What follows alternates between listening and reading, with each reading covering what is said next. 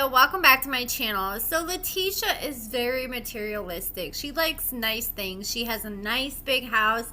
She has a nice Mercedes Benz she drives around. And you would never guess the financial issues she has by looking at everything she has. And she's had a lot of financial issues, like the business that we see on this season of Love During Lockup. She was evicted from that after she owed over $30,000 in rent and fees. And she stayed there for a while, and she only paid the first month of rent, and then she didn't pay rent the rest of the time she was there. She originally signed a 5-year lease, but they had to take her to court, the place that she was leasing from, and they ended up dropping it down to a 1-year lease, and she wasn't paying her rent. So now this is her new office space she was showing off on Facebook, and she's trying to rent out cubicles and office rooms from her office. So she says, anyone looking for a small office space in Brady Street, Davenport, it's a few blocks from our old location, and I have 17 offices and 10 are available. This is a great opportunity for new businesses or business owners who only need a small space or just getting their foot in the door. This is a temporary lease as my firm is constantly growing. Here are some pics and there's a video as well. Pricing and terms vary. Office only, quiet. I have an accounting firm and we cannot tolerate a lot of noise. So here's a few other pictures of her place of business. I'm honestly shocked that she was able to find another place after she was literally had to get evicted from her last place of business. So that's not the only financial issues that Latisha is currently dealing with, because she's currently being sued for eviction from her rent-to-own home that we see featured on this season of Love During Lockup. Sarcasm just spelled his tea, and not even a week ago, Latisha was posting on her Facebook page talking about how she got approved, showing this paperwork that's showing that she got approved for a 30-year conventional $2 million purchase price loan with a $1.5 million loan amount for a property residence. So showing she got approved for over $1.5 million to get a home with. So Sarcasm was able to get their hands onto the court documents talking about this case, and it says that Latisha entered into a lease contract in September 2020 on this nice house that's over 4,000 square feet that we see on this season, and Latisha's lease included an option to buy the property for a total of $405,000, including a $15,000 option fee.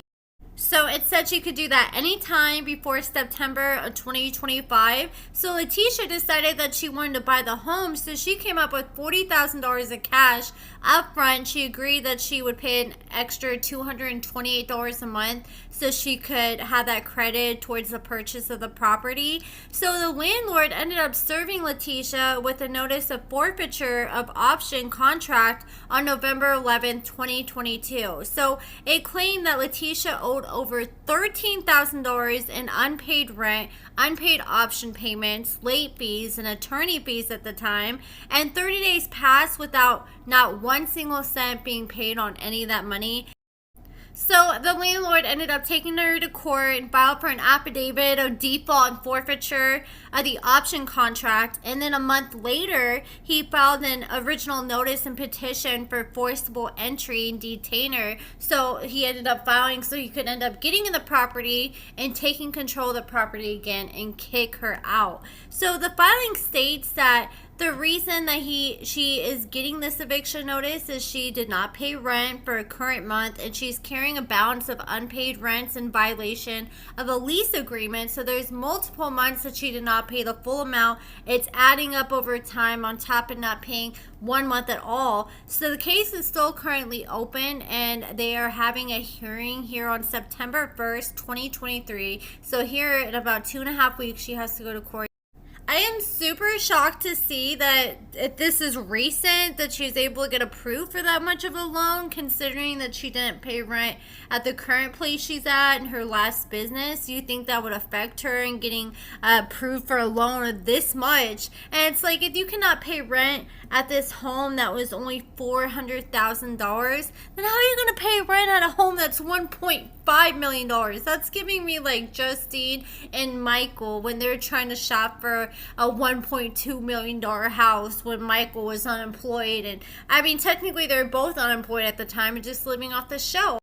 Also, I wanted to talk about Britney from this season and her robbery arrest details, and this is also coming from Sarcasm. So, Britney, she talked about on the show that when she was 18, her and her boyfriend ended up setting up this dude and robbing him, and that's why she went to prison. And she said, like, she always wanted to have paper, so she set up the robbery. So, according to Sarcasm, they got a hold of the court documents, and apparently, Britney was talking to this dude and she started sexting with him, hitting on him, telling him what he wanted to hear. And she's like, okay, baby, come pull up at the Bob Evans parking lot and we can go eat. And so he pulls up at the parking lot. The dude gets out of the car and then he's attacked by 3 masked men. And one of them was Britney's boyfriend. They all had guns and they beat the dude really bad. They robbed him. And so Britney ended up getting indicted on 4 felony counts in January 2020, including robbery, malicious wounding, conspiracy to commit robbery, and conspiracy to commit malicious wounding. So I think that sentence was fair, honestly, because I know people do stuff for drugs, but just robbing an innocent man when that's money he works hard for, and then getting him beat up by 3 men with guns, that is so foul. So she went to prison for almost 3 years. She's out now. She seems to be doing well. She's trying to go to school to get her cosmetology license. And she is on probation for the next 10 years. So hopefully she stays out of trouble, or she's going to be looking at some time. But her and K-Rock are still together, according to some people on Reddit. Somebody on Reddit said they actually ran into both of them at some restaurant a few weeks ago. I follow K-Rock on Instagram, and in his bio it says that he got out at the beginning of July, so he's been out for about a month now. But that's it for this video, guys. Man, I'm just not feeling this season at all. I cannot wait to this next season, Love After Lockup. But even this next season, I don't know why they're bringing Melissa and Louis back. I swear to God, if this girl is just still obsessed with him in high school and talking about high school this whole season, then I swear to God, I'm going to lose it. But let me know what you guys think in the comments below. Give this video a thumbs up. Check out my Patreon. Check out my website, AccordingtoAmber.com. And thank you so much for watching.